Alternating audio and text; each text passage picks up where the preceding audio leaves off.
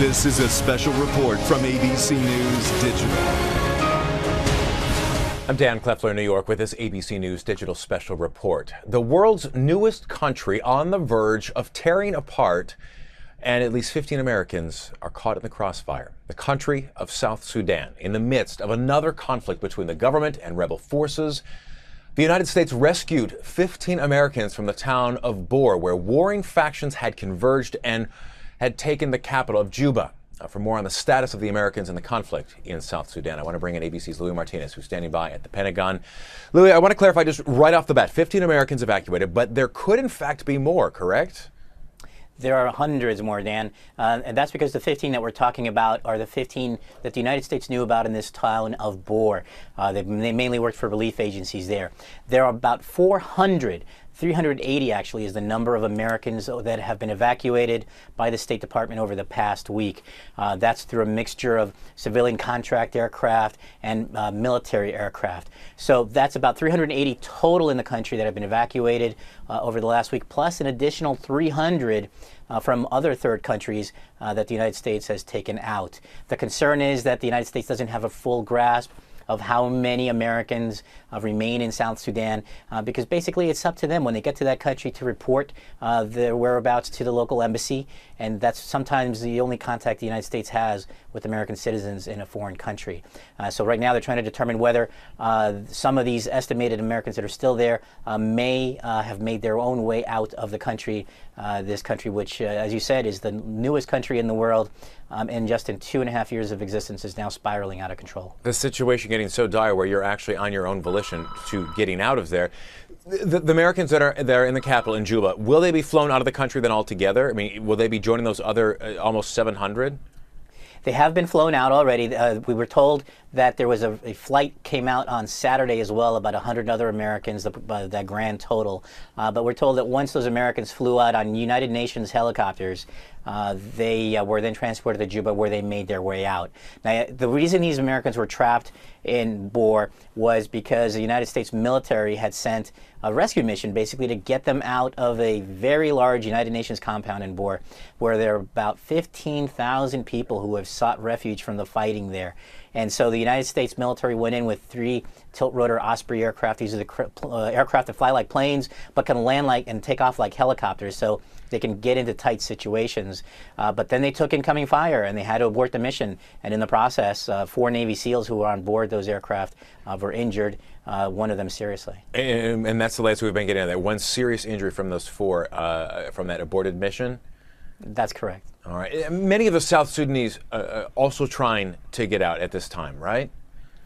Yes, there are. This is not just the one United Nations compound in Bor that is filling up with thousands of people, but also in Juba, 20,000 people. I think the United Nations estimates there are about 65,000 people at several compounds across the country who have gathered there seeking refuge. And this is all because you have competing factions within the Sudanese military, the government, that are fighting for control.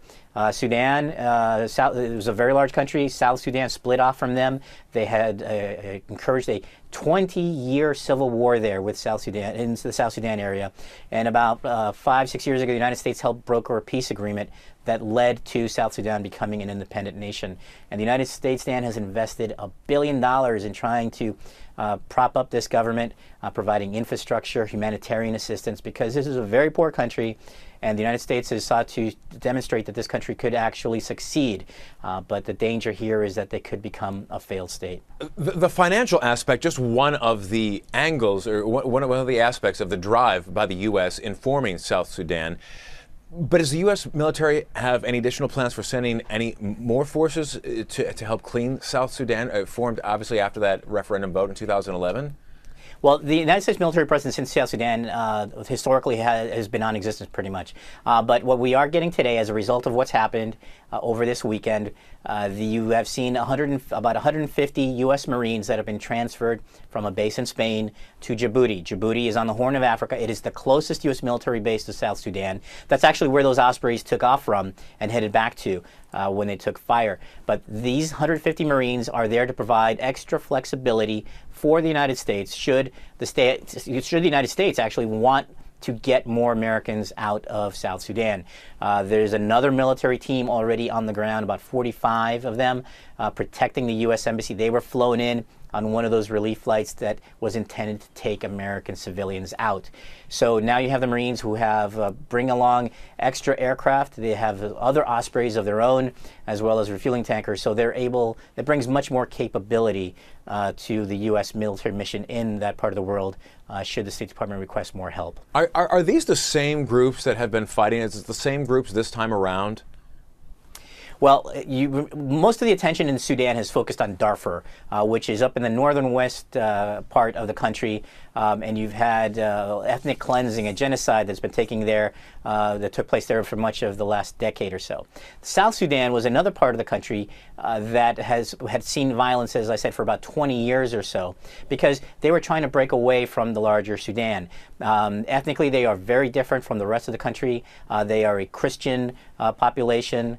Sub-Saharan population, unlike much of the Arabic population up in northern Sudan. So they broke off, but one key thing is that in the heart of at the heart of the issue here was the oil riches that lay basically on the border in South Sudan. So South Sudan lays on top of rich oil reserves. They have to pump that oil out through existing pipelines in Sudan to get to ports in the Red Sea.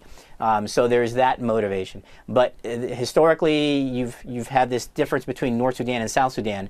Well, within South Sudan, they also had ethnic difficulties. Those were kind of pushed aside in the larger effort. But now that they have become an independent nation, those ethnic difficulties coming back. You had basically a power-sharing agreement between the president, who was a member of one ethnic group, and a vice president who was a member of another.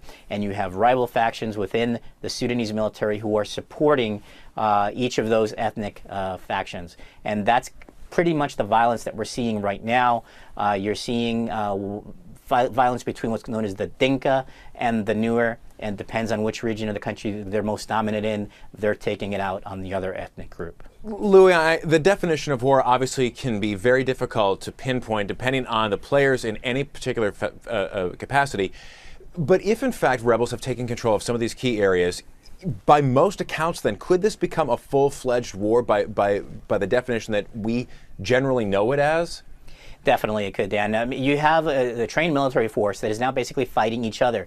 What happened in Bor is that you had elements of the military being augmented by local civilians, very young civilians for that matter, who have surrounded that large UN camp that I was talking about.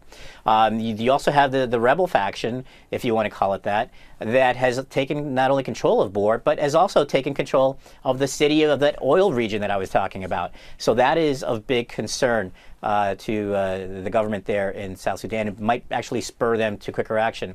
The United States has sent an envoy to South Sudan to try to end things, and he says that he got a commitment today from meeting with President Salva Kiir, the head of South Sudan, that he is willing to end the violence and have a meeting with his rival with no preconditions, as long as his rival is willing to come to the table.